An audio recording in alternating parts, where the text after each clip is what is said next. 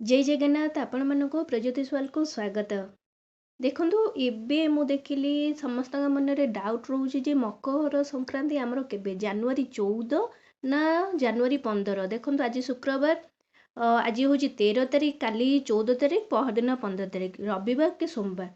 बहुत लोक मैंने कहते जनवरी 14 आ बहुत लोक मैंने कहते जनवरी 15। तेणुक मुझे ये भिडटी आनी मुझे कहबी जे माने केबे एक्चुअल आमर यही वर्ष मकर संक्रांति केबे।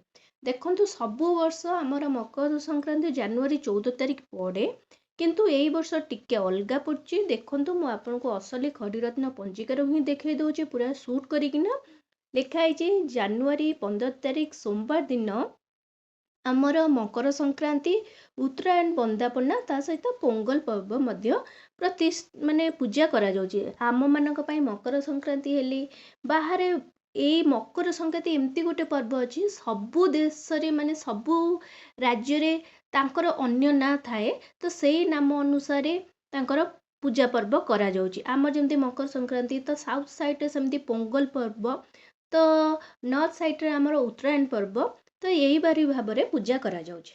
किंतु मु आपन डेटा कहि दउची, आपण जनवरी 14 तारीख रविवार को धरिबे नहीं मकर संक्रांति, जनवरी 15 तारीख सोमवार ही आपण मकर संक्रांति ही धरिबे। देखंतु मु आपन असली खड़ीरत्न पंजिकारु ही शूट करी देखौची।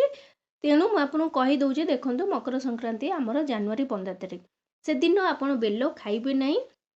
ता सहित आमर से दिन सूर्य देवता को पूजा करा जाए, आ मकर चाउल मध्य भोग करा जाए, आ सूर्य नारायण को बहुत पूजा करे। जदि आपण किछि अमृत बेला माने चाहूचंती अमृत बेला आपण किछि पूजा करिया पई, ताहले मु आपन को अमृत बेला मध्य कहि दउची।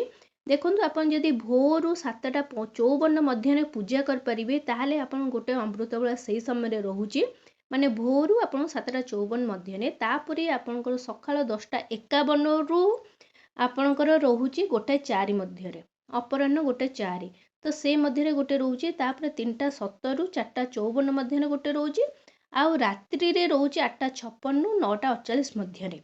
ता सहित आपन काल बेलार समय रोचे 7:49 भितरु, माने 7:39 रु आरंभ होउची, 49 रु सरुची 9:12 रे।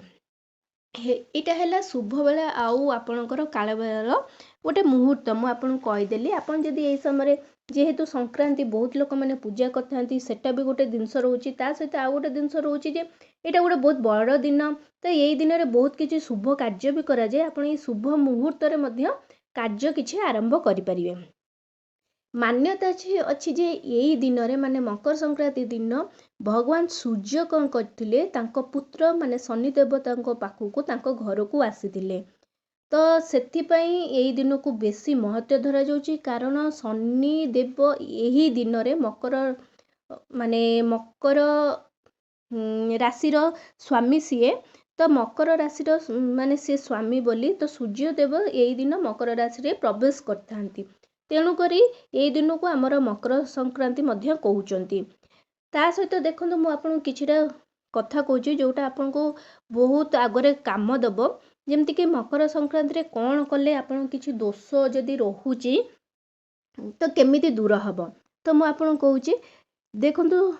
तो फास्ट होची आपन जानले सूर्यदेव तांकर पुत्रक घर को सेई दिन जाती, जेहेतु शनिदेव तांकर मकर राशि रो स्वामी, तो सेइतिमे ए दिन को मकर संक्रांति कहा जाउची।